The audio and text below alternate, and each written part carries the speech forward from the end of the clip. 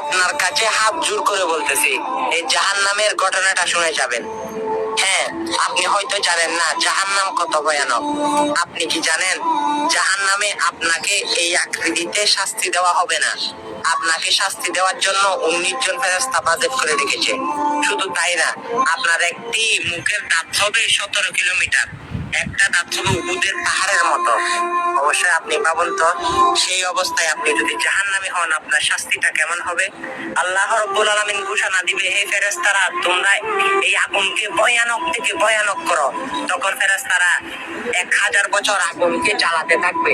তখন আগুনের কালার হয়ে যাবে লাল। তখন আল্লাহ বলবে, হয় নাই ফেরেশতারা, আরো জ্বালাও। আবারও 1000 বছর জ্বালাতে থাকবে, আগুনের কালার হয়ে যাবে সাদা। তখন রব্বে করিম বলবে, না এই দিয়ে হবে না। তখন আবার 1000 বছর ফেরেশতারা আগুনটা জ্বালাতে থাকবে, সেই আগুনটা একেবারে কুচকুচে কালো হয়ে যাবে। সেখানে যদি আপনাকে ফেলা হয় আপনার অবস্থাটা কেমন হবে বুঝেন না। আপনার শরীরের আকৃতিটা শুধু শাস্তিটা ভোগ করার জন্য কতটুকু দূরত্ব করা হবে আপনি জানেন। এই কাপ থেকে এই কাপ যাওয়া পর্যন্ত 500 বছর সময় লাগবে। নাউযুবিল্লাহ মিন যালিক। হে আল্লাহ, আমাদের সকলকে জাহান্নাম থেকে মুক্তি দান করুন। চলুন না, আপনি যদি জাহান্নাম থেকে বাঁচতে চান তাহলে জাহান্নামের দোয়াটি একবার হলেও শিখে যান। আল্লাহুম্মা ইন্নী আউযু বিকা মিন আযাবিল জাহান্নাম।